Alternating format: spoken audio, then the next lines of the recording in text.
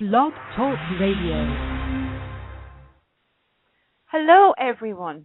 My name is Suntara, and I would like to invite you to a conversation with chrism about your Kundalini awakening experience. This is our first presentation on Blog Talk Radio, and it's an honor to have everyone here in the Kundalini presence. And I'd like to offer as well a very warm welcome to those who visit us in the future through the archives. And so now I would like to give to you today's teachings from chrism. Hello, chrism. Hello, Santara, and thank you for that welcome. And thank you, everyone, for taking time out of your day to listen to this broadcast. So, to begin, this is chrism, and I'd like to welcome you to another conversation about your Kundalini awakening experience.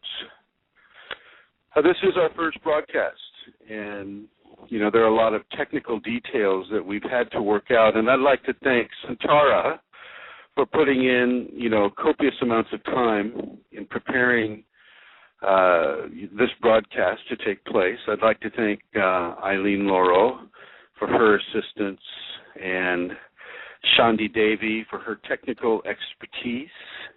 I'd like to thank everybody on Facebook and everybody on the Yahoo group for being supportive of this new format of communicating the Kundalini information. So thank you, everyone. Right now, I would like to start out with an Om. I find that Om really begins to set the energy. So I hope this transmits well. I am on a cell phone, and so we'll see how this goes.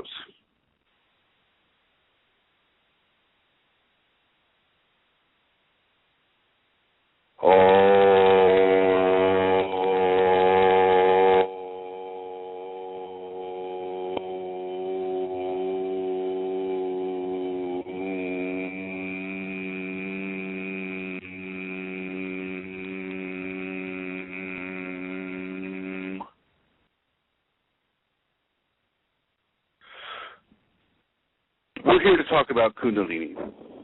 For those of you who may not understand where I'm coming from with regards to Kundalini, I would like to give somewhat of an explanation of that right now. Kundalini is a dormant force at the base of the spine, within the last three vertebrae of the spine. It's extremely powerful. This is not a subtle,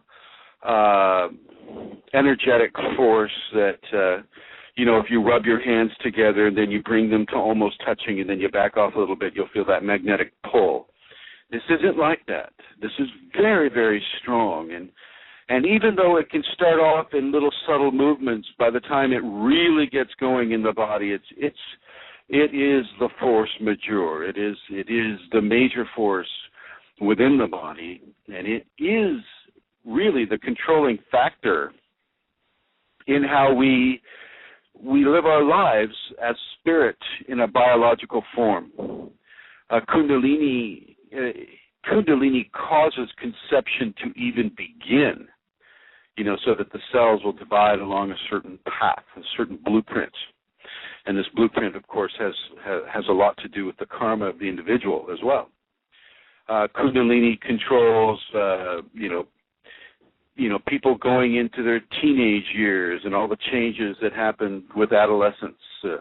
It causes us to have the procreative urge. It causes us to have all the different biological and survival-based urges that we experience, you know, as spirits in a body. So Kundalini is actually with us all the time, but not in the awakened state. In the unawakened state, it has automatic systems that it provides the body for the body's survival on this world.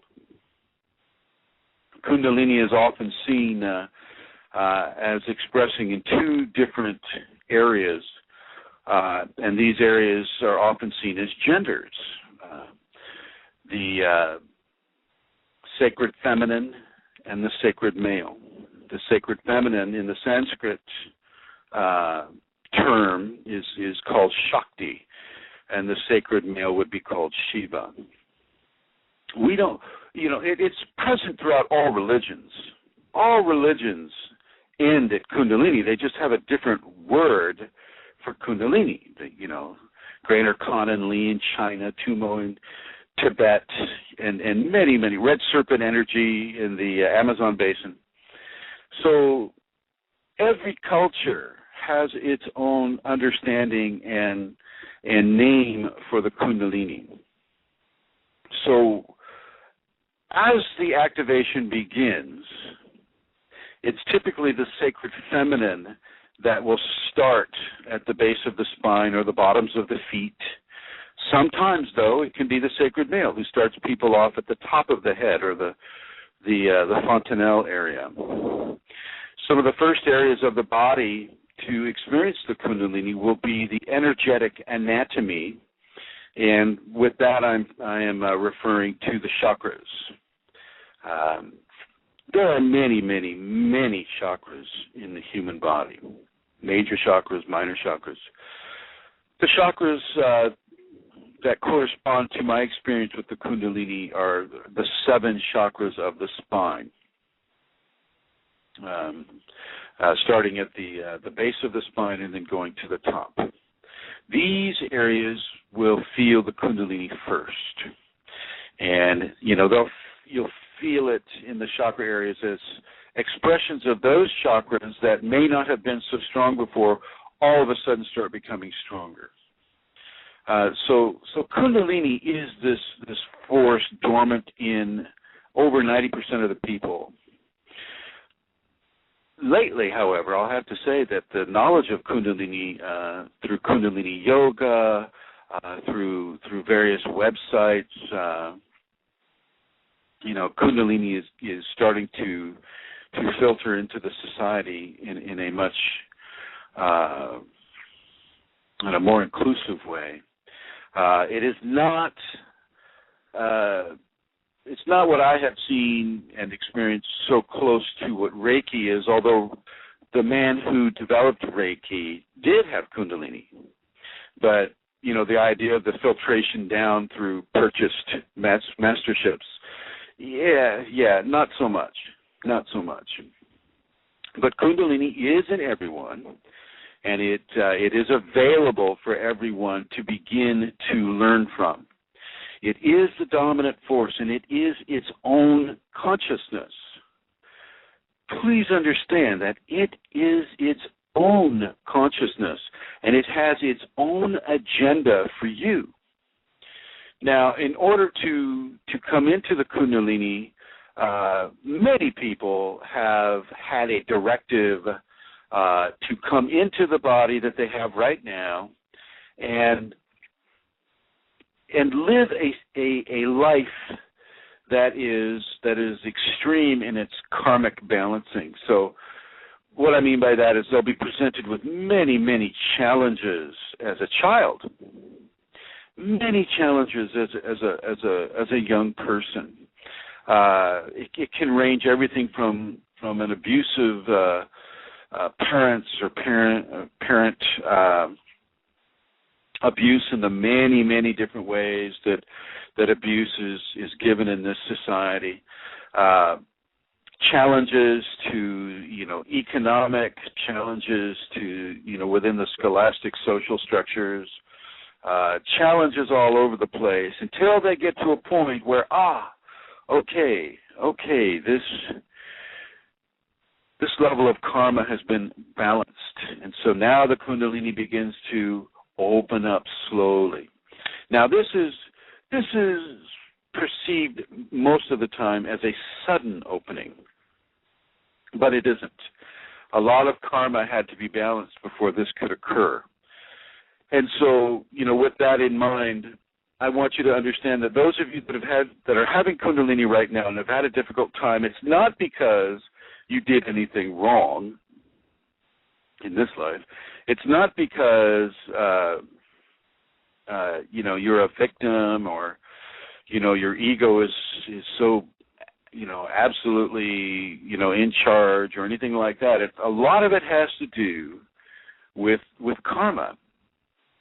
And within the context of balancing the karma in the Kundalini equation, let's just say that evolution can be sudden, okay?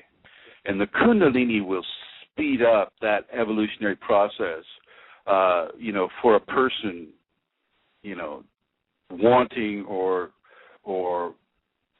having the Kundalini experience without any kind of a preconceived notion.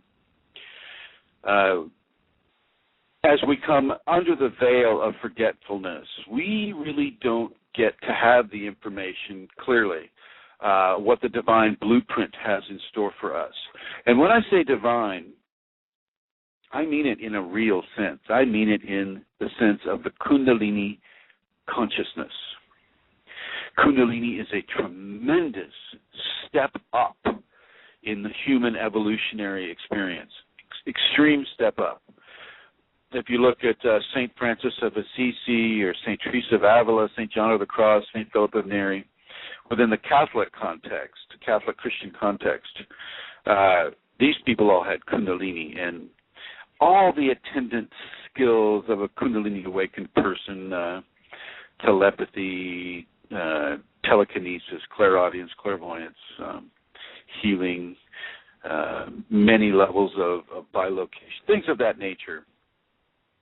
These are just natural, new organs of expression, levels of expression, maybe is more correct, of a Kundalini awakened person, but they can really only be used for the benevolent, loving service for another person, i.e., we're not given these skills in order to go on the Jay Leno show and show everybody, watch me levitate this orange. Doesn't happen that way. You probably wouldn't be able to do it. You have to remember that the Kundalini has its own consciousness. So as we go through the difficult childhood and the difficult younger life, and we come into the karmic balancing, Kundalini will start to express.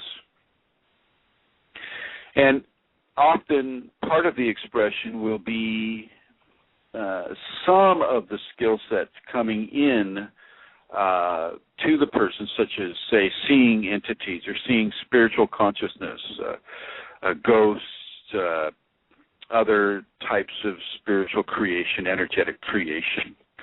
And, in many aspects, this is done so that the person can first of all see what other people are not seeing, and second, work through the levels of fear which inevitably come through this type of an experience. Really, the last thing that you want your spiritual foundation based upon is fear. And so the Kundalini will immediately begin to work on your levels of fear. Fear of the unknown, fear of the new areas of experience that the Kundalini is opening up for you. If you look at the Vesica Pisces, where you have two circles that overlap each other, and in that overlapped area, that's the Kundalini. One circle represents the physical natures, the other circle represents the spiritual or divine natures, and that overlap is where you, the Kundalini person, experience both. Okay. So as this Kundalini comes up, the main conduit of the sensate feeling that you will have in the body is through the spine.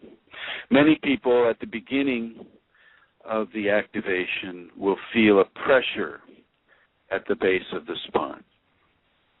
And this pressure can be somewhat painful sometimes. You have to remember that within the last three vertebrae of the tailbone, the energy is pushing up through the tailbone, through the pelvic girdle, into the spinal channels. Actually, a very, very thin channel called the Chitrini channel is what is one of the main channels within the spinal cord itself for the Kundalini. You have two other spiraling pathways called in Sanskrit the Ida and the Pingala. And these are what you'll see on the doctor's caduceus. as the serpents spiraling their way up the staff, and the caduceus is what many of the people in the health profession wear as their badge of service or their badge of identification within their service. And it's the staff with the two snakes going around it, and then at the top of the staff you'll see a set of wings, and that's the medical caduceus, which is really the medical symbol is actually the Kundalini in its awakened state, symbolized as that badge, as that caduceus. They don't know it though. They get into the whole Greek.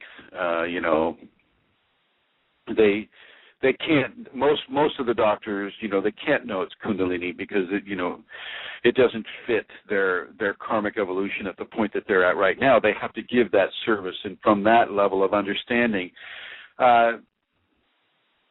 most of them can't know it. Some of them can know.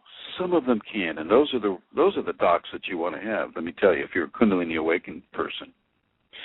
Anyway, so the Chitrini channel begins to get filled with the energy. Sometimes, let me back up a little bit. As the pressure at the base of the spine, it feels more like a stiffness. It's like, oh my gosh, it's hard to bend over and pick up that shoe, or you'll feel a kind of a thrumming nature sometimes. The stiffness will be fairly consistent. Sometimes it will back off a little bit. Sometimes it'll increase. But it's always there. And you think something's wrong medically. That's typically where people will first go. And so you'll go to the ND's office, probably not the emergency room at this stage. And he'll say, oh, Mr. Chrism, we've done some imaging of the area, and we're looking at maybe you're just a little anxious these days. Here, take this drug. And I'll say, well, thanks for your diagnosis, Dr. Person there, but no thanks on the drugs. I'll try to figure this out in a different way. And this is how I would recommend people go about this. Don't try the pain pill. Don't try, I would suggest from a Kundalini standpoint that you stay away from selected serotonin reuptake inhibitors or SSRI-based medications. These are Prozac type of medications for Kundalini symptomology, because the medical profession doesn't understand Kundalini. They just try to knock out the symptoms, and then, as you know, if they're able to knock out the symptoms, they make you sign a form that says healed and released.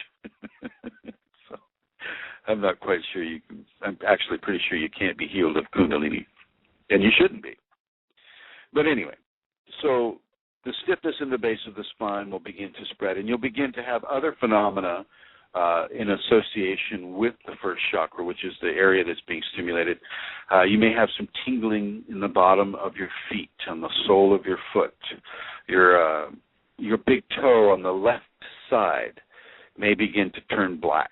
Don't worry about it. Nothing's wrong with your toe. Everything is actually, things are more right with your toe than would be wrong with your toe. And as that occurs, and this isn't for everyone. Not everybody's left big toe turns black, but many people will have that occur. You can rest assured if you do any kind of research in the Sanskrit sacred journals, or even on the web these days. Certainly on my site, you'll read more about the left big toe turning black, and that it is a sign of the Kundalini. Santara, yes, if you could come back. Hey, am I coming through okay? I don't have speakers here that give me any feedback. You seem to be coming through fine, chrism. Okay. Do we have a what do they call that, where they have a bunch of people in there talking to each other? We have Eileen on the line, and I have 2 questions for you when you're ready. Okay, all right. Well, thank you. Just wanted to make sure that this is working. Thank you. You're welcome. Thank you. You're welcome. I will continue. So as the activation comes up, if you read, for those of you who are listening on the computer, if you go to the Blog Talk home site for our show here, if you read that section on transformation into the divine reality, you'll begin to see what happens after the changes have begun to accelerate. And then what you read in the transformation into the divine reality, that is the pinnacle. That is the pinnacle of the pre-spinal sweep Kundalini preparation within the individual.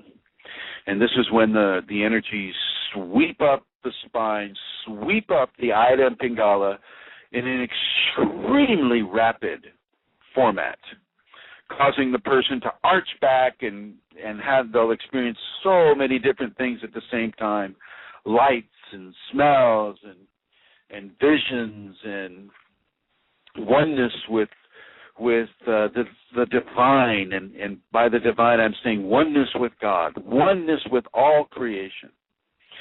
And this is a tremendous experience. This is a life-changing, life-shattering experience, and everything is different for the person after that. Everything is different. All of a sudden, you've been connected for a microsecond with everything that is in existence. I mean, think about that.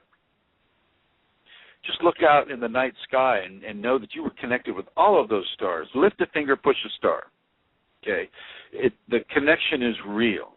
Every little pebble on the earth, every leaf in the tree, every cell, and all the animals, insects, and fish, and birds, and mammals, and everything on this world that you were at one with. You can see. I mean, if you can hear my words and understand what I'm saying, it's a tremendous, powerful experience, and it should not last for longer than a very, very brief time, because you would not survive it happening continuously.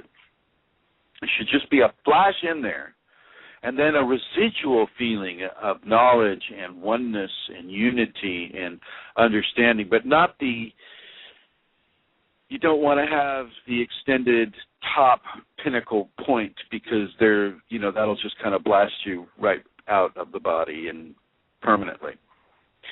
And you have things to do. You came into this life to have a Kundalini life, and there are plenty of people that can benefit from the grace that is flowing through you. Now, this is for the people that come into Kundalini with the evolutionary blueprint intact, i.e., they came into the body with the patterns of probability directed towards having a Kundalini awakened life.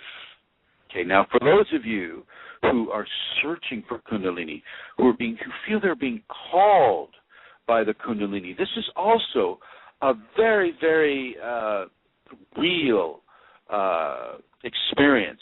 And I want to validate you in your search. Now, some of the issues that come up for you is once again, there's some karmic balancing that need to be done by you. Okay. For those of you who are searching for this, you're buying books, you're scanning the internet, you're looking at all these different teachers, and you're thinking, well, God, do I really need to become the student of the shaman in Siberia, or do I need to become a Hindu, or do I need to drink ayahuasca, or do I need to what do I with all the opportunities out there for energetic exploration, it's sometimes difficult to tell which way is the best way. And I'm going to suggest, I'll add my little thing here into the plethora of options. I'm going to suggest that just going with what is natural in your body at the base of the spine, that is the way to go. That is what you should follow. You follow the Kundalini within you, and you follow what it gives you an urge to experience. It can direct you in many different ways in regards to your search, in regards to your karmic balancing. So say it'll give you a tyrannical boss. I don't know if that is a real word, tyrannical. somebody who's a tyrant, okay? And they're just giving you a hard. I had plenty of these, by the way. I know about these folks too. God bless them. And these people are there to really make your life difficult. But in a Kundalini perspective, though, these people are forcing you into levels of forgiveness, forcing you into levels of tolerance, forcing you into levels. And hello? Hello? Oh, I see. Somebody's calling me. I didn't think that would happen. That's all right. That's all right. You're okay on the radio, Chrism. All right. You're not hearing a beep beep, are you? No, I'm not hearing it. Good. Can I just take a moment, Chrism, to tell people about the call-in number? So if you've just tuned in, you're listening to Kundalini Conversations with Chrism. And if you'd like to phone in and speak with him, ask a question or comment, the number is 347-934-0026. So, you say that again, please? Okay, so the number is 347. Now that's in a bracket, and then 934-0026. Thank you. Okay. So once again, that number was say it again, Amelia. 347-934-0026. Thank you. You're welcome. Okay, let's see. Before that call interrupted me, so there was, with these petty tyrants, they will force you into levels of practice that are included in the safety protocols for Kundalini activation. And these tyrants, these people that make your life really hard, they serve a tremendously positive purpose in a person who is searching or going into the Kundalini. In real time, you get to experience a form of active forgiveness. It doesn't mean that they're any less irritating, but it can mean that, actually. As you forgive that person, they become less irritating. As you tolerate that person, it builds a strength within you. So forgiveness and tolerance and patience, knowing that, this person's a real challenge to me, but I have these positive things happening. And then your Kundalini will counsel you through giving you the impulse whether to stay or to go. Just because you're on the road and seeking Kundalini doesn't mean you have to put yourself in the path of people that will like to flatten their employees like a truck. You don't need to do that. Okay. And you also don't need to take them so seriously that they diminish you in any way. And you shouldn't allow people to diminish you. You are a standalone creation of the divine. All of us are. You're just coming into the conscious awareness of it. And so no boss, no parent, no spouse, boyfriend, girlfriend, child can diminish you. And so I would really counsel you not to allow that to occur. Anyway, so as you who are searching for Kundalini go through these areas of exploration, go with the Kundalini within you. Go with the book that falls off the bookshelf, because it didn't fall off accidentally. It may not mean exactly what the cover of the book suggests, but later on in your Kundalini awakening, you'll understand why that book fell off. Go with that. Go with the teacher. somehow you'll find yourself landed on a website, and oh my gosh, that's the one. That information there, that information is what I need to do right now, and go with that. I will say, be advised if they're asking for copious amounts of money.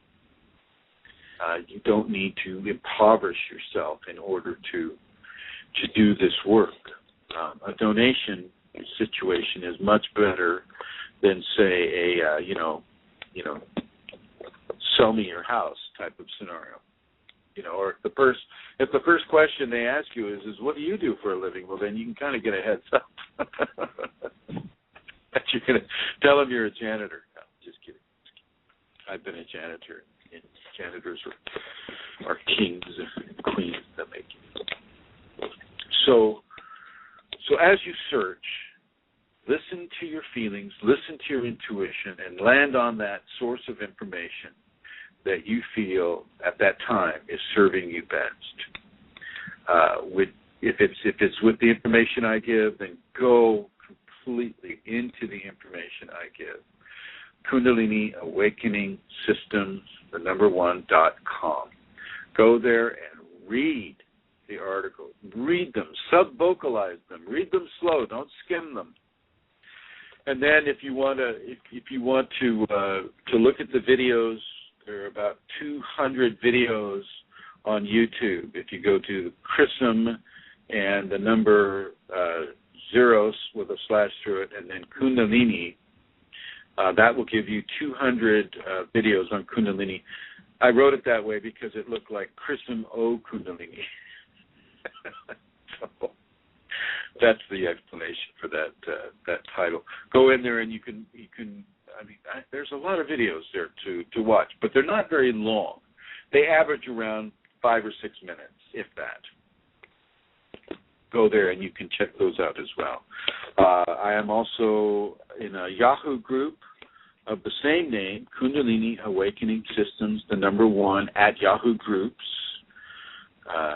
.com, and then on Facebook at Kundalini Awakening Systems, #1 on Facebook, and then also Kundalini Apostrophe, and that's also on Facebook. I have actually 4 or 5 groups on Facebook.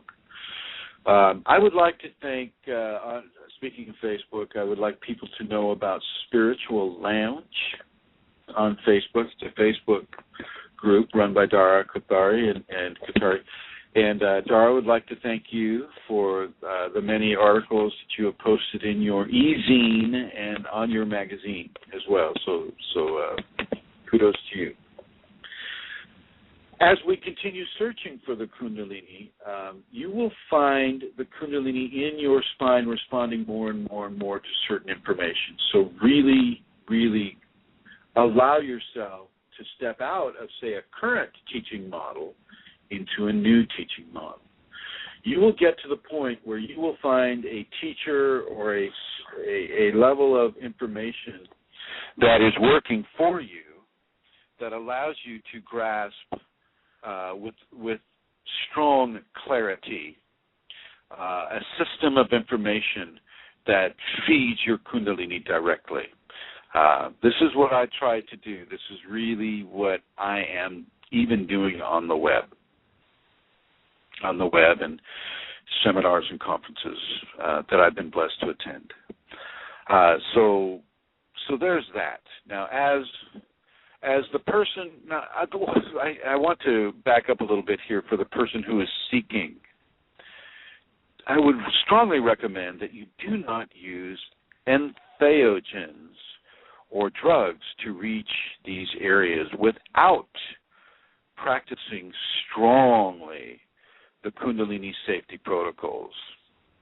Do not do psilocybin or any of the various recreational drugs from marijuana to heroin or any of those things in search of the Kundalini. Most of that will be from the ego, especially with those recreational drugs that have a feel-good basis to them. that is what the ego is going after, and anything of a spiritual value is secondary to that, and that will often not have the most positive results. Not saying that it'll have hurtful results for everyone, certainly not saying that, but for many people, they can have the top of their crown blown off, and without any recourse from the medical field or from their family or their friends, the internet, and they go straight into Kundalini syndrome, and it lasts for a long time, and it is very, very difficult.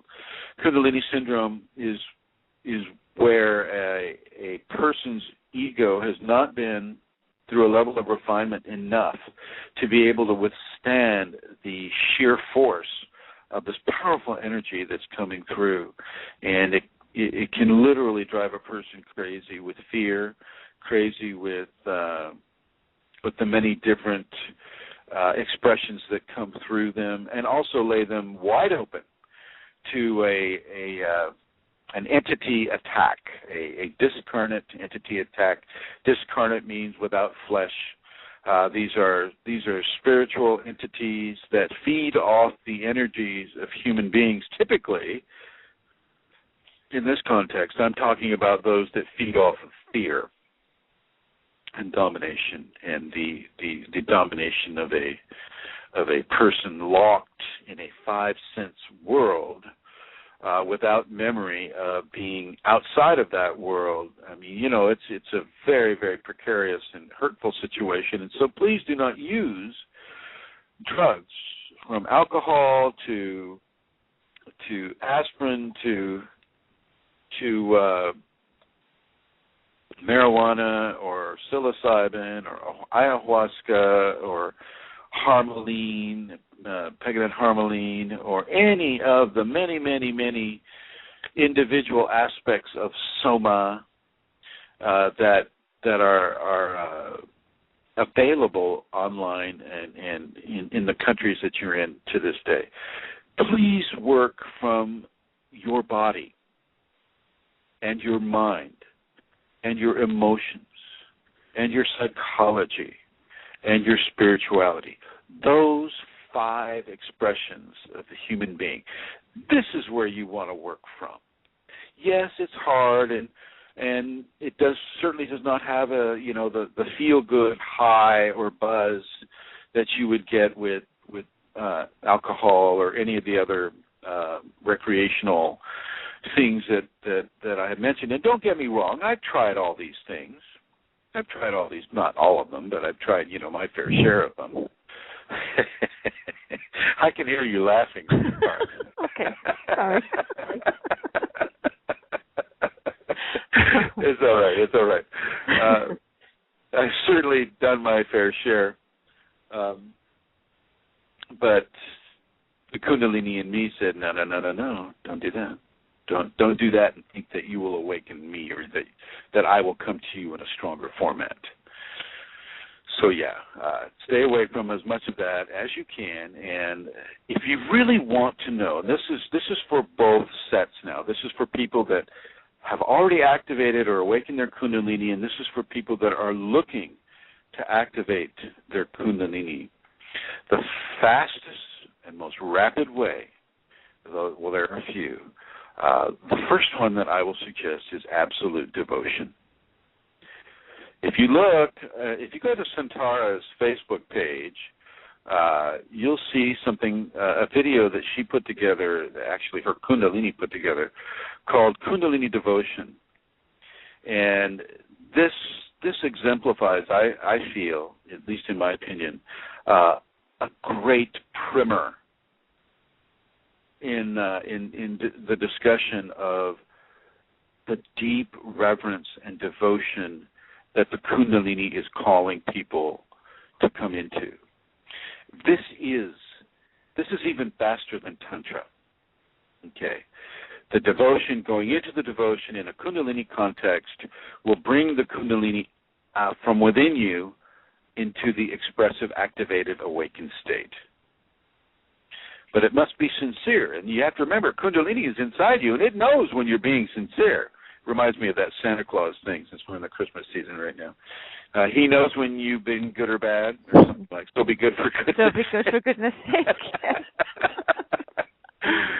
Kundalini is, Santa prays to Kundalini. Let's put it that way. Okay, Kundalini knows you.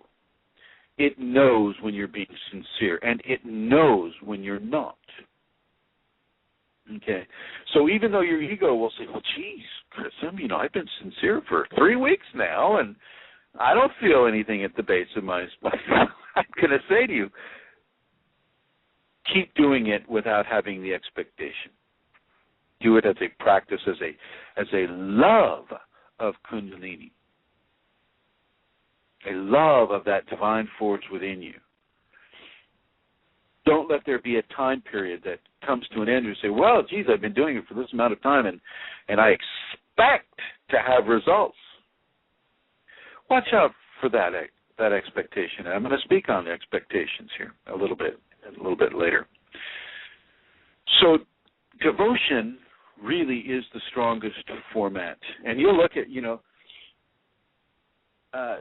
have different ways of giving devotion to the Kundalini within you. If the Kundalini has led you to a certain rock on a mountain, and you look at that rock and you go, well, why the heck am I staring at this rock? Wow, what's going on with that? This actually happened to me. So I'm walking along the Sacramento River in Northern California, and I'm just not really focusing on anything. I'm just walking along, and I see this rock, and I just start staring at this rock, and I don't know why I'm staring at the rock. I'm staring at the rock, and so finally I reach down, and I pick up the rock, and I examine the rock, and all of a sudden I see a picture on the rock. I see a picture of a guy in robes with a beard, and I see his hairline, I see his eyes, I see his nose, his mouth in profile, and I see his hand outstretched as if he's giving something to someone. And I'm stunned. I'm shocked. I was like, my God, this is so clear. I still have this rock. Jeez Louise, and I look at the rock and I said, this is a definite message for me to give and to receive and to give what it is I receive. And I had no idea of Kundalini at the time. I didn't even know the word. I just knew that there was something going on that I wasn't quite understanding of, and then it happened again. And another day in the same area, walking along the Sacramento River in Northern California, I'm just kind of walking along, and all of a sudden my eyes are drawn to this rock. Once again, I'm just kind of going, why am I staring at this rock? And I had this huge, compelling feeling that I needed. This is a big rock, right? This is like maybe a 15, 20-pound rock. And I'm going to myself, I'm thinking, well, this is weird. What's going on? So I get this urge to pick it up and turn it over. I pick up the stone, and I turn it over, and there is bright yellow paint on the underside of this stone, and I immediately see that it's a figure that is kneeling, and in a devotional aspect, praying to what looks like a sun. It looks like a sun that is up and over its head slightly. And I go, whoa, and I see this very clearly. And once again, I picked that rock up and I studied it and I took pictures of it and I drew it and, things of this nature. If this happens to you, follow it. This is not accidental. Just like the book falling off the shelf in the bookstore or the library. This is not accidental. Follow these things. These are definite guidances, pre-Kundalini guidances that will help you along your path. But devotion is the theme that connects both of these rocks and me. Okay? I had to become very, very devotional to what the Kundalini was to me at the time. And like I said, I didn't know what it was. but I just knew that there was something, I had to get devotional in some way. And of course, I found various ways to do that. I will suggest for you who are searching and for you that already have it, that you become very, very, very devotional. Now, some of you are in Kundalini Yoga, some of you are in various Kundalini, not Kundalini, but yogic-oriented practices. Some of you give devotion to a teacher, a dead teacher, or a living teacher, and I want to encourage that. I don't think Kundalini really cares. Well, it does. It does. It will direct you to the appropriate teacher to give your devotion to. People have used me as a devotional target, and I say it that way because when people give devotion to me, I already know that it's not about me. And the Kundalini in me is blatantly said so. There is a custom where people want to touch the feet of the teacher. And, I'm born in the West and in the United States. And this was not something I was used to. And it actually was kind of difficult for me to stay focused as people are touching your foot. My feet are so much sensitive. Anyway, so I spoke to my Kundalini, and you can have this conversation with your Kundalini. And I said, is this necessary? Is this something that needs to happen? Can we skip this part?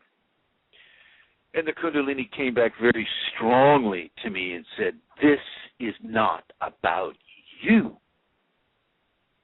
This is about them and their Kundalini, the divine that I am in them. Okay, all right. So that is a form of devotion. And it is about you and your Kundalini. I don't care if you're going through a living teacher or you're going through a teacher that is past. It is about your evolution into the Kundalini. And devotion is so very important. Give yourself to the Kundalini completely. Give control of your life to the Kundalini. Give control of your body to the Kundalini. Give control of your mind and your psychology and your emotions and your spirit to the Kundalini. All 5 human expressions you give to the Kundalini, or you give to that teacher that the Kundalini has told you to give it to, knowing and trusting in that teacher. And that teacher will you'll be able to know. You'll be able to know how appropriate that is, and you'll get definitive results. You will get definitive results. Devotion is extremely important. It will come into your dream life, and you'll see the teacher, your flesh teacher, your living teacher in the dream life, and the Kundalini will flow through that teacher in the dream life and give you very, very specific instructions. And these instructions are to be followed.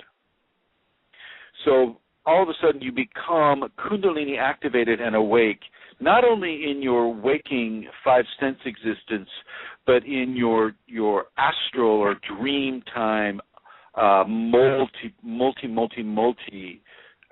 sensed existence.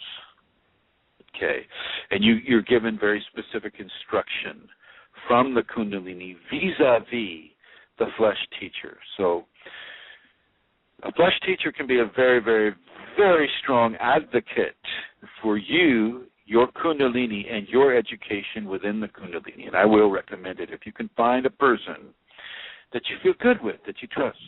If it's a dead teacher, it can be a little bit more of a challenge. But say we'll just use Christ, for instance. Many of my students have had the actual Christ come into the room where they're meditating or where they're having Kundalini waves, and the Christ will stand at their bedside and just look at them, or wherever they're meditating, and just look at them, or give them advice about forgiveness, about trust, about devotion, things of that nature, about the qualities of love that specific person needs to hear about. So, you know, when I say dead teacher, I only mean a teacher without a physical body. Not all teachers will do this, but if you're in devotion to the teacher in a Kundalini context, well, that changes the entire picture. That brings the active divine that's in your spine into play for your Kundalini education and for the brilliance that is forming within you, the evolution that is expressing itself within you. Okay, so you're changed by this. You're changed by this devotion, and so now you're different. And now everything that you see or that you feel will become determined by your level of surrender and acceptance to the Kundalini grace. Okay, and as well as from your karmic position in life. So devotion is the strongest format and the quickest, the most rapid format, and in my opinion, the safest. Certainly if you're going, you know, from my experience, if you go with devotion, you know, using the safety protocols as a pattern of devotion to the Kundalini, this is the fastest and safest route into the Kundalini. Seriously. Go to the Kundalini Awakening Systems, #1.com, and look at the left-hand menu, and you'll see the button for the safeties. That's what it's called, the safeties. And do that. Read those safeties. Print them out. I invite you to. Right now, I give you complete permission to print out these safety protocols, read them, and bring them into your life. Don't sell them, though. Don't do what some people have done. Is they read the safety protocols and then they reverbalize them in their own words and then they sell them to people. I know this one tarot reader in India. She's doing that. She took Shaktipat from me a couple of times, and then she kind of hijacks it and uses it for her own profit. I put these up there for people to receive freely. Freely.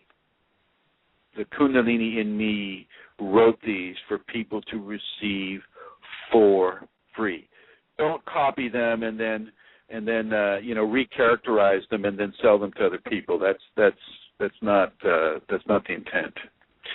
Copy them, print them out, use them for your own Kundalini evolution, bringing that expression into your own body. This is what I invite you to do. So devotion, I will say, is the strongest. Tantra would be the second strongest. I have worked with Tantra many times with people throughout the years, expressing the Tantra through the Tantra gaze, through the many different levels of interaction that Tantra brings. It's not all about sex, but some of it is about sex.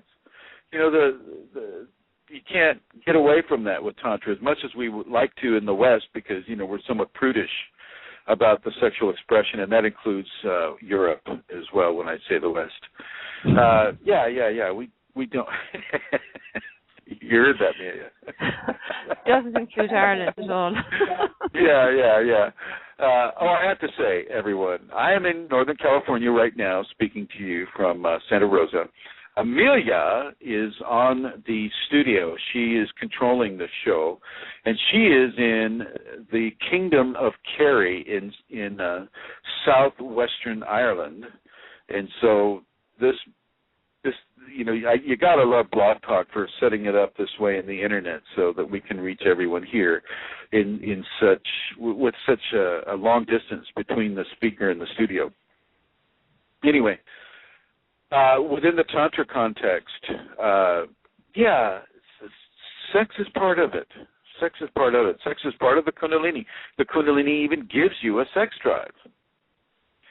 You know, and so within some of the tantric teachings, which, I'm going to have to because of the prudishness of some of the societies, I can't go into real explicit teachings with this, even though this is what I would prefer to do.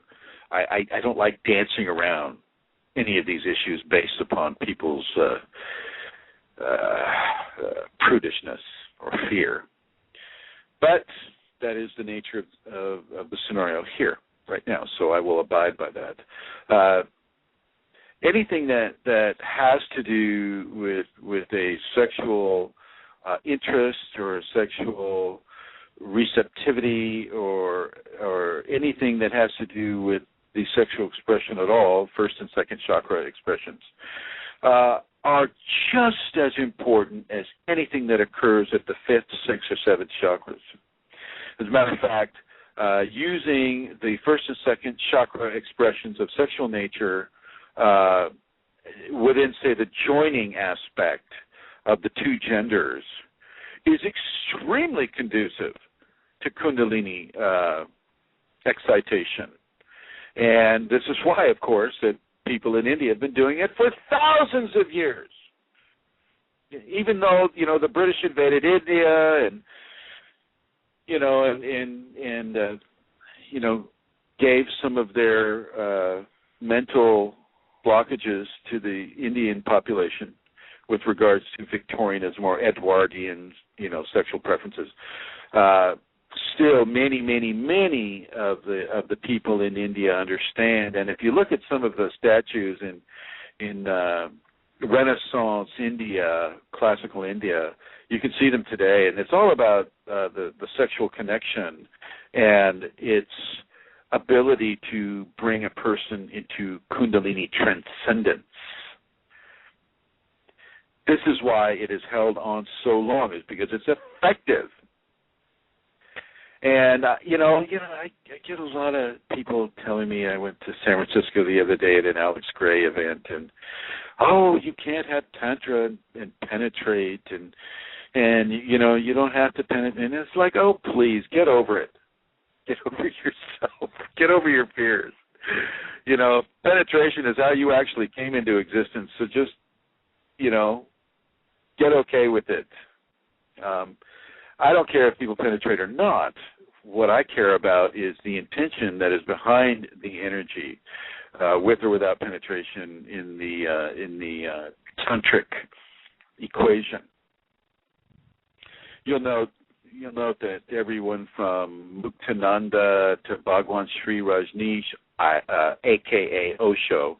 Bhagwan Sri Rajneesh, his other name is Osho. Okay. And then the guy that brought Kundalini Yoga to the West, I'm trying to remember his name, black beard, piercing eyes. He got 3 women pregnant, while he was over here doing that. So obviously some of these great masters do practice tantric penetration in the gender opposite of themselves in order to initiate spiritual conditions conducive for Kundalini awakening within those bodies. So, a lot has been, negatively written about me with regards to these things, and that's okay. I'm fine with it.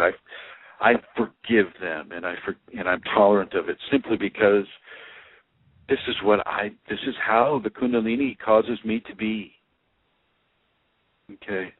And so within the whole tantric thing, I want you to understand that it is a clean and beautiful expression of exploration for the Kundalini. And there's a person that I would like to recommend for tantric education, and her name is Shandi Devi, Chandi, and her last name is spelled Devi. And she has a book, From Om to Orgasm, which you just got to love that title.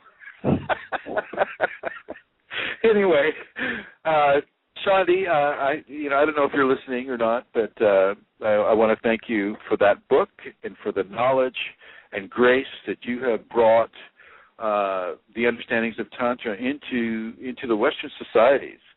and I wish you great further success in that endeavor. So Shanti, once again, thank you very much. And so we have devotion, we have tantra, and then we have straight meditation. Meditation is really fundamental to the Kundalini awakening process. But wait, before I get into this, what's our time looking like, Amelia? We have just short of 30 minutes left, chrism. Okay, thank you, Amelia. Would Yeah? you give me a little ding when I'm 10 minutes into that? 10 minutes into that. 10 minutes to go, you mean? Yeah. 10 minutes from now. 10 minutes from now, sure, I will. Okay. Meditation is so very important. For a lot of my private students, I will suggest a devotional and meditation practice in addition to the safety protocols, which includes the 5 Tibetans. Once again, you can go to the YouTube and just go chrism Kundalini, and you'll find all my videos.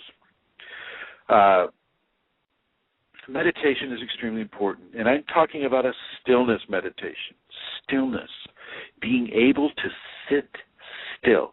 Now, you don't have to sit in full lotus position or, any kind of really, exotic lotus or, yoga-oriented position. You don't have to do that at all. You don't have to put your hand in some wildly amazing mudra either. You can just join your forefinger tip and your thumb tip on both hands. That's it. Spread those other fingers out.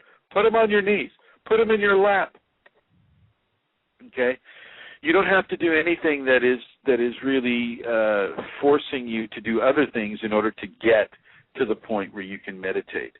Sit in a chair. When I started meditating, I didn't sit on the floor in full lotus position, with incense burning around me and monks chanting in the background. I just didn't.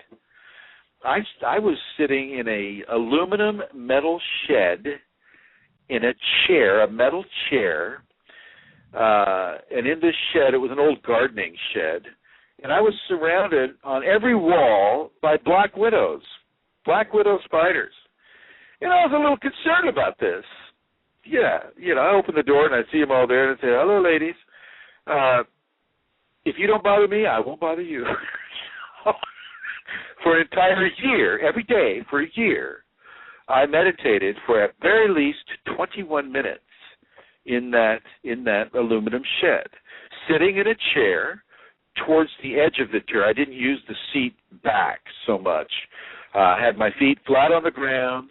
I had my fingers in the mudra that I just described to you, forefinger tip and thumb tip on both sides with the other fingers spread out, on my knees, and I would get into a stillness mantra. The first thing I would do is I would say, I am at one with the all that I am. I am at one with the all that I am. I'd say that over and over and over and over. And then I would do an overlapping, interlinking mantra of the same. I would say it like this. I am at one with the all that I am, at one with the all that I am, at one with the all that I am, at one with the all that I am, at one with the all that I am. You see the difference? That is a mantra that has no ending. It just goes into infinity, and so I would use that quite a bit.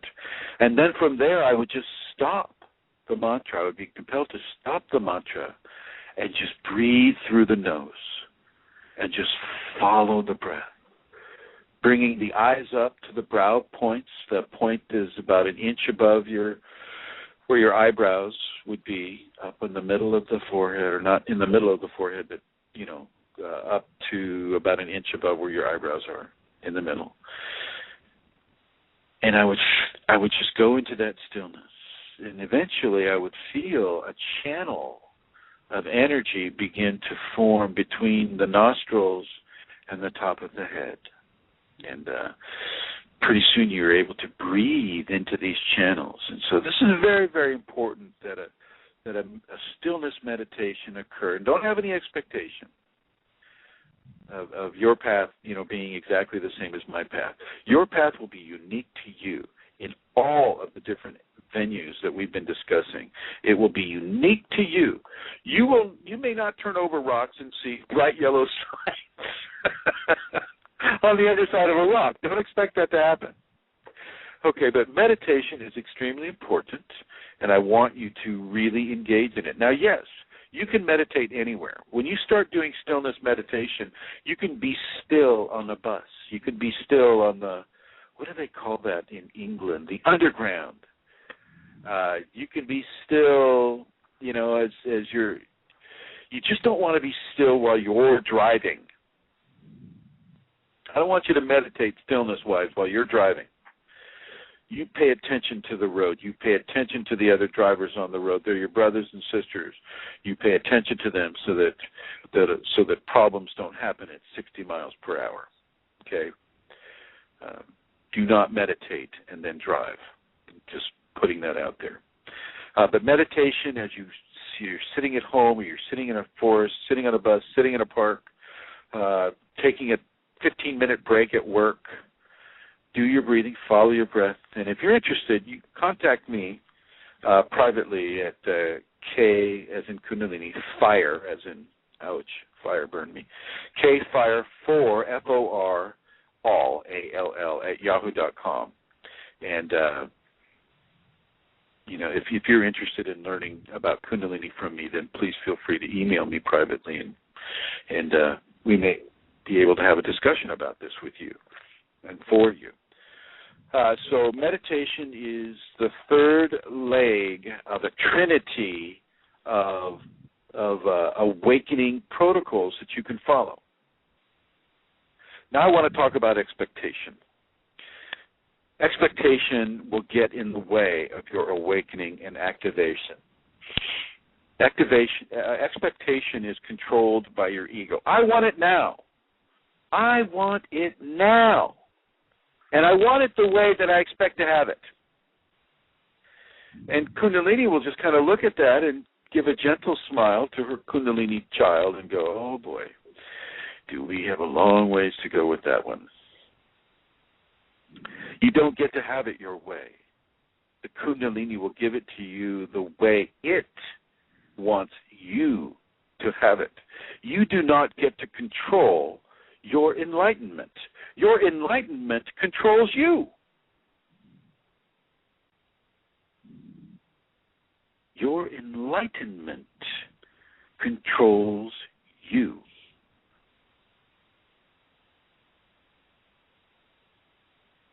The path of the Kundalini is a path that you can walk, but at the same time you walk the Kundalini, the path walks you. You do not control the Kundalini. You don't, if you ever hear somebody say, oh, I told my Kundalini that I wanted to heal that guy in the wheelchair, and why did it work? You're just you got to look at that and you just kind of go, okay, all right, well, that's different from my understandings. Kundalini is the divine, and the divine controls you. You do not control the divine. So therefore, any expectation that you have needs to be set aside. You do the practice because you are acknowledging the potential of grace within you. You're just acknowledging it. You're not acknowledging it with an agenda of having it come to you in this way or that. That's your ego trying to hijack the situation. So you do your practice as an acknowledgement of the presence of God within you. And you keep doing it, whether or not you feel anything. Remember when I said I meditated for over a year? Every day, 21 minutes. I invite you to do that too. I invite you to do it for a month. Do it for a month. See how you feel. Meditation will change your life in very, very positive ways. I wish I had more time. Anyway.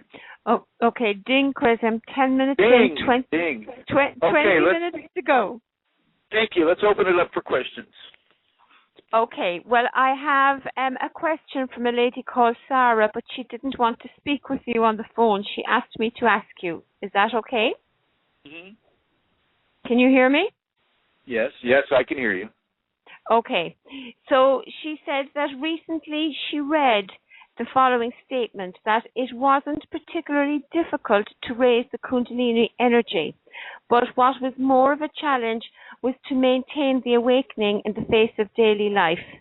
And she said hers isn't awakened yet, and is it easy to raise the Kundalini?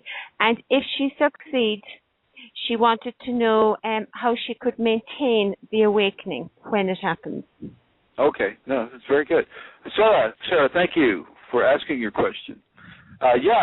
Many of the masters, or the people that call, not masters, the people that have been known to be holy men or holy women, many of them will say, oh, it's easy to awaken the Kundalini. Oh my gosh, that's the simple part. It's living with it. That's the hard part. And they're absolutely correct. If you look at the comparative between the two states, it is not so easy to awaken the Kundalini. Once again, as I mentioned earlier in the conversation, a lot of karma has got to be balanced for you to do that. A lot of karma, a lot of, and it doesn't have to be difficult karma either. It can also be good karma too. But it has to be addressed. And so within that context, well, what is that person's karma? Okay, so what if that person has a very, very, very difficult karma? Well, how easy is it then? Okay, you can't make these generalized statements about everyone, saying, oh, it's easy to awaken in everyone. Well, it's not. It's not so easy. If your karma dictates to you that, oh, well, okay, it'll be easy after you're molested as a child. Oh, great. Thanks. Maybe I'll skip that. No, it's not so easy. But now when I look at Sarah, and yes, I can see Sarah. When I look at Sarah and I see her through the visage of her question, of the intention of the energy, there are many people who have that same question. And for Sarah, yeah, she can awaken her Kundalini. And the format that I will suggest she uses first are the safeties. I will always go to the safety protocols. Sarah, if you could, go to Kundalini Awakening Systems, #1.com, go to the left-hand menu and select the safeties. Print those out. Read them 3 times separately. Amelia, are you breathing in your mic? Oh, I'm breathing. Is it? Are you hearing it? Yeah. Okay. Thank you. Keep breathing, just not on the mic. Sarah, go to those safety protocols and begin to practice them, especially the behaviorals, the forgiveness, the tolerance, the patience, the trust, the integrity. Practice those in a real-time expression as much of the time as you can. And if you find yourself making a mistake here and there, that's fine. Forgive yourself, make the correction, and then go forward in the practice. As you're doing that, do the 5 Tibetans.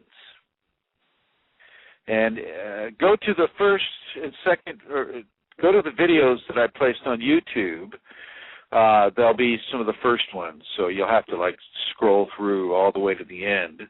I think I posted the first one in 2007 or 8, something like that.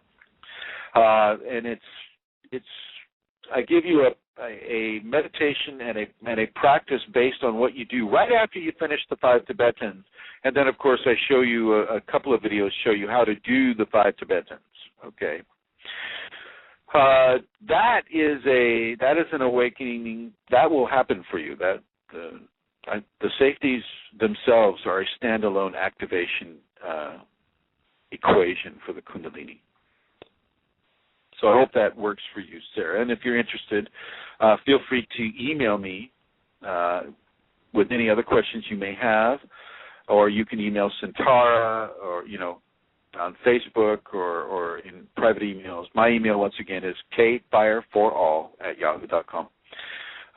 So thank you for asking the question. And yes, it can be easy if you do the work. But, whether the work is easy for you is individual to you. Living with the Kundalini is a different story. Living with the Kundalini is amazing. That's the beautiful part of the journey. Living in grace. Living in grace, the divine flesh and the flesh that is divine. I will be coming back, and I will talk more on that in other future communications. Is there another question, Amelia? Yes, there is, chrism. We have another show actually next Wednesday, just to let people know, at the same time on the 19th of the month. There's another question. It's live. Okay, you're through to chrism now. There's another question. Okay. Okay, off you go. Hi, chrism. chrism, this is Eileen. Can you turn off your Yes. Yeah, thanks. Computer, yeah. Hello. Okay. Hi, chrism. I have a question for you, and you may have already answered this somewhat. If one is activated in this lifetime, will he or she become realized in this lifetime? Activation is definitely a step towards enlightenment and realization, absolutely, without a doubt. Depending on how they surrender into that Kundalini expression within them will determine the level of realization that they'll experience. Surrender is the key ingredient to that. Okay, thank you very much. You're very welcome. Thank you for asking, Eileen. Mm-hmm. Amelia, anybody else? Okay, chrism. Yeah, there was a question about today's date. Mark rang in, but he had to go away again. So the question was about today's date. He said, what makes today's date more significant than, say, the 11th of the 11th, or the 9th of the 999, or the 7th of the 777? Would you have, or do you have any thing to say about the 12th of the 12th, or the 21st of December? It's funny. I mean, people always forget to take in consideration the 20 in front of the 12. Yes, 2012. Yes. Yeah. So in actuality, it is December 12th, 2012. And so if you look at this numerologically, it doesn't add up quite the same way. If you were looking at it just 12, 12, 12, well, then you say, well, okay, there's a trinity of trinities there, and then of course this Kundalini speaks the language of trinities, and so you could say da da da da. But that's not the case. We have 12, and then we have 20, and then we have 12. Okay. Mm-hmm. Yes. Yeah. That's so that interesting, equals 8. Of course. That equals 8, which is infinity. But yeah. So a lot of people forget to put in the 20 in front of the 12 when they're discussing things that have to do with 11, 11, 11, or 12, 12, 12. I would find that to be more of a scattered interpretation rather than a focused one with regards to today's date. Okay. Yeah. Okay. Okay. And he wanted to know as well, chrism, does the Earth have its own Kundalini energy? Well, because we are of the Earth, and our bodies are representations of the Earth, and I would have to say absolutely.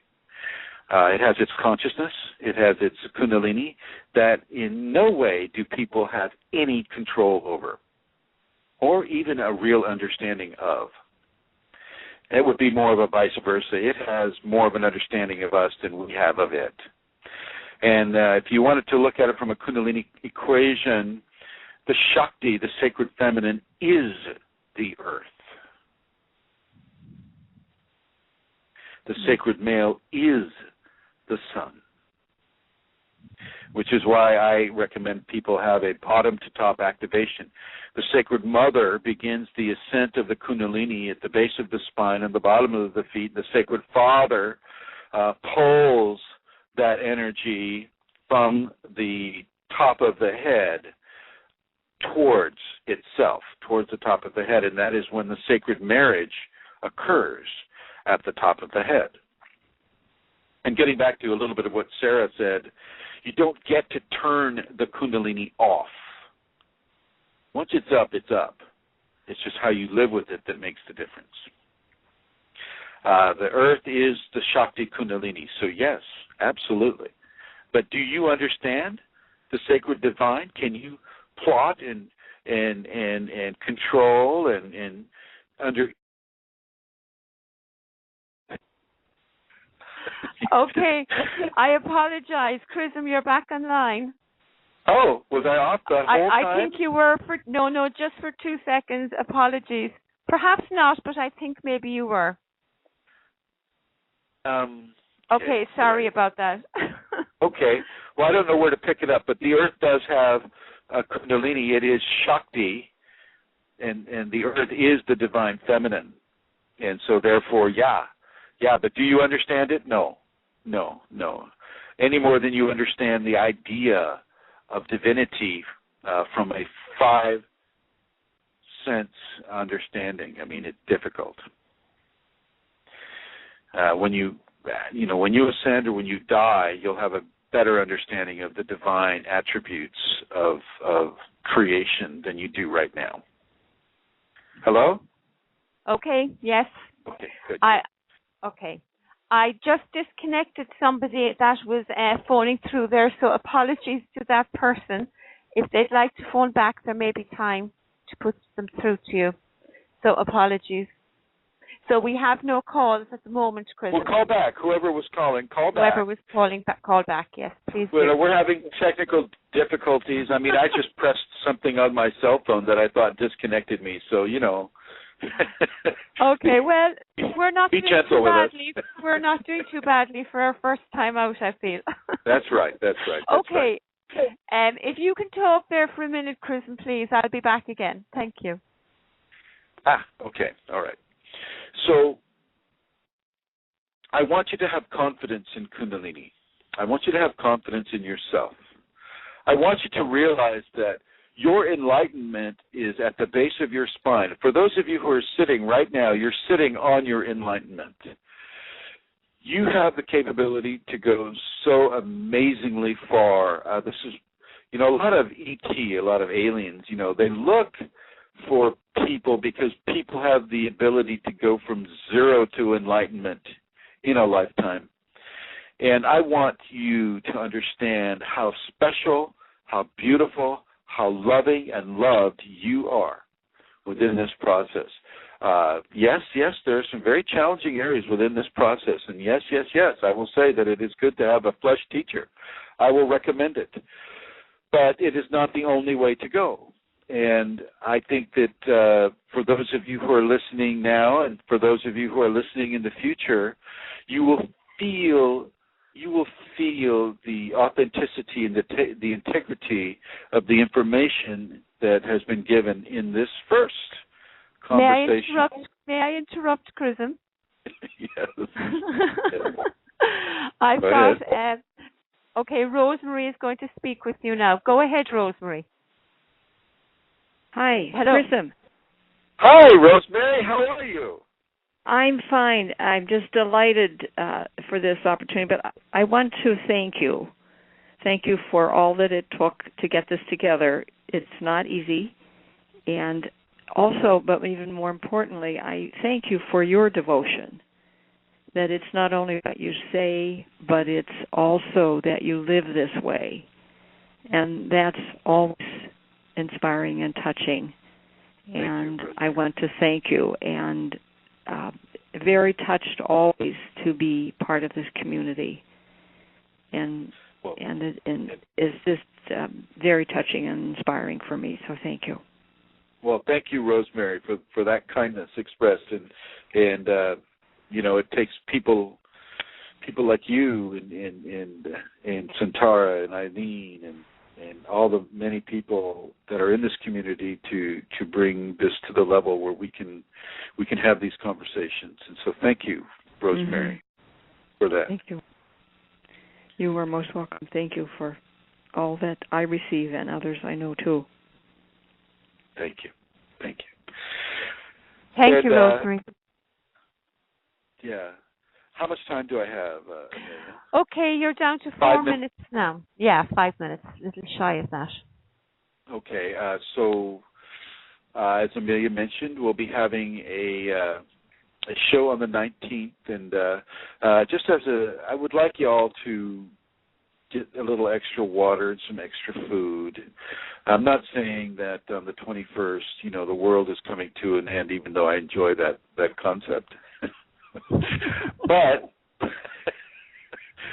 But I do understand that fear can have many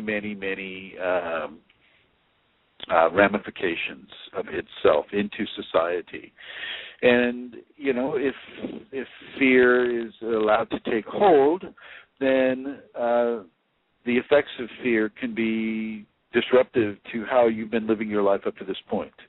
And I would like you to stay nourished, and I would like you to stay hydrated. So please put some extra water away, at least a week's worth of water and maybe a month's worth of food. If you can, please do this, because it's important for Kundalini people, all people, but in the context of our conversation, Kundalini people need to survive. You are the vanguard of the enlightened human being. And thank you for listening to the show. Once again, if you go to Kundalini Awakening System, one.com, read that website. I would like to thank Glenn Ola for putting that website together. He is a webmaster, web designer extraordinaire. And I would like you to enjoy his website, and if you feel like donating to him in order to keep the website up, then I'm sure that would be appreciated. I do also accept donations myself as well, so if you wish to support our program, that's fine. We are now a public charity. Kundalini Awakening Systems is a public charity, and we serve those in the Kundalini and coming into the Kundalini. Doesn't have to be bipolar or any of the other mental diseases that the medical profession likes to turn it into. I would like to thank Eileen and especially Santara for learning how to drive Blog Talk Radio. How cool. And so thank you very much, Santara, for your efforts here. I would like to invite you to visit Kundalini Awakening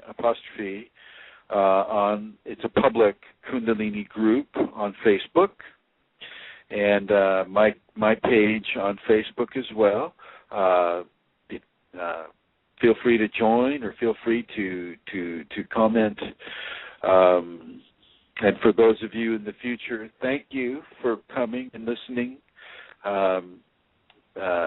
Feel free to come back on the 19th. With some questions, if you like. I'll try not to talk so much, in a monologue state. Well, it's good. It's always good to hear you and listen to you, chrism. But I'd encourage people as well to phone in with questions, maybe from today's program or next week's, and it would be great to get questions. Yeah, and we can talk about the ship, the 12/21/2012, and let's not forget to put the 20 in front of our numbers. Okay, chrism, we have 1 minute to go, so we're winding up now. Well, thank you, everyone, for listening. Thank you, Santara and Ireland, for allowing this to occur. Thank you for everyone who called in with a question, and I look forward to talking with you in another Kundalini Conversation on the 19th of December, 2012. Goodbye. Beobachten wir heute mal die Geschicklichkeit von Holger dem Schreiner. Während seine rechte Hand ein Brett sägt, schreibt die linke eine Rechnung. Gleichzeitig öffnet sein Fuß die seitliche Schiebetür seines Citroën Jumpy. Ein guter Transporter ist wie ein guter Handwerker, ein echter Allrounder. Der Citroën Jumpy schon ab 175 € im Monat. Optional mit Hands-Free Schiebetüren. Jetzt bei den Citroën Business Days. Citroën.